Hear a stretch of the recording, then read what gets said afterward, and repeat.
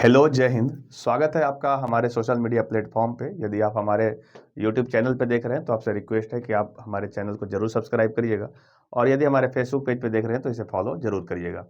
आज का जो सवाल है, ये सवाल आपका आया हुआ है अमन कुमार फ्रॉम समस्तीपुर से। ये टाइम एंड वर्क का एक छोटा सा सवाल है, व्हाट्सएप पे इन्होंने पूछा है, और हम लोग आपके ही सवालों जो वो होता है डिस्कस करते हैं। तो आज हम इनके सवालों को डिस्कस करेंगे। ये देखिए सवालों में क्या कहा गया है, एक बार सवाल को अच्छे तरीके से पढ़िए और कोशिश करिए कि पहले खुद से ट्राई करें। जो लोग भी वीडियो देख रहे हैं, वीडियो को पॉज करके इसको बनाने की कोशिश करिए। बहुत इजी सवाल है, टाइम एंड वर्क का। ऐसा सवाल अक्सर एग्जाम में आता ही है ना।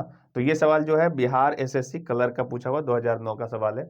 बहुत इजी सा सवाल है। पूछा किसने है? तो समस्तीपुर से अमन कुमार ने पूछा है। आइए हम इस सवाल को डिस्कस करेंगे और समझते हैं कि इसके क्या कॉन्सेप्ट है। अगर इस तरह का सवाल बच्चा पूछ रहा है तो कुछ ना कुछ इसमें कॉन्सेप्ट में आपका प्रॉब्लम है, कॉन्सेप्ट नहीं समझ रहे हो, इसकी वजह से ऐसा सवाल नहीं बनता है।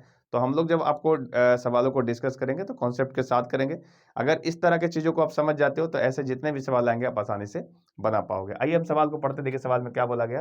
कहा कि ए द्वारा किया गया काम बी द्वारा किए गए काम का आधा है। बहुत सिंपल सा बात। देखो क्या बोला है कि काम के बारे में आपको जानकारी दिया है।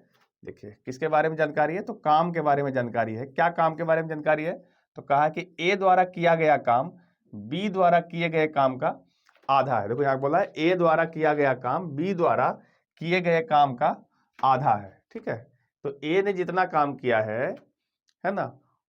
देखिए यहाँ से ए द्वारा किया हुआ काम क्या है? बी का आधा है। तो हम ऐसा कह देते हैं कि मान लीजिए कि बी जो है एक दिन में 2 काम करता है, या बी जो है एक दिन में 2 कुर्सी बनाता है, तो ए उसका आधा बना पाएगा, अर्थात 1 कुर्सी बना पाएगा। बहुत सिंपल सा बात है कि ए द्वारा किया गया काम बी द्वारा किए गए काम का आधा है। तो अगर यदि बी जो है एक दिन में 2 कुर्सी बना दे तो ए जो है उसका आधा अर्थात 1 ही कुर्सी बना पाएगा, है ना। तो इसको हम ऐसे लिख देंगे। और सी से क्या रिलेशन है वो देखिए।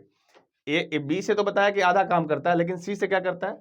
तो सी, यहाँ देखो, सी द्वारा किए गए काम का 3/4 है। सी द्वारा किए गए काम का 3/4, अर्थात ए जो काम करता है ना, वो सी द्वारा किए गए काम का 3/4 काम करता है। तो यदि ये 4 कुर्सी बनाता होगा तो ये 3 कुर्सी बना देगा, है ना। सी जो है यदि 4 कुर्सी बना देगा तो इस 4 का 3/4 करेंगे तो 3 आएगा, अर्थात ए जो है 3 कुर्सी बनाएगा। इसी तरीके इसको हम लिख सकते हैं, है ना। कितना सिंपल सा बात है। अब इसको अगर आप नहीं समझ पाओगे तो ऐसा सवाल आपको हमेशा ही कंफ्यूज कराएगा। फिर से देखो, जो जानकारी दिया है वो ए के बारे में जानकारी दिया है कि ए जो है बी द्वारा किए गए काम का आधा काम करता है, और सी द्वारा किए गए काम का 3/4 काम करता है, 3/4 करता है, यही बोला हुआ है। तो हमने क्या किया कि अगर बी को 2 मानेंगे तो ए का 1 हो जाएगा, और अगर सी को 4 मानेंगे तो ए का 3 हो जाएगा। ऐसे अपने आपको करना पड़ेगा। बस इतना सा चीजें अगर आपने लिख लिया तो आपका सवाल जो है ये आसानी से बन चुका है। अब यहाँ पे देखिए, अब यहाँ पे 2 बातें हैं। ए के बारे में 2 जानकारी मिल रहा है। ए के बारे में यहाँ मिल रहा है 1, और यहाँ मिल रहा है 3। यहाँ मिल रहा है 1, यहाँ मिल रहा है 3। तो हम यहाँ पे ए के काम को समान कर लेंगे, ठीक है ना। अगर आप इसको इस तरीके से नहीं समझे तो इसको आप ऐसे भी लिख के समझ सकते हो कि ए अनुपात बी जो है, या ए बटा बी जो है, ये वैल्यू दिया हुआ है 1/2, और ए और सी का जो अनुपात है वो दिया हुआ है 3 और 4 का।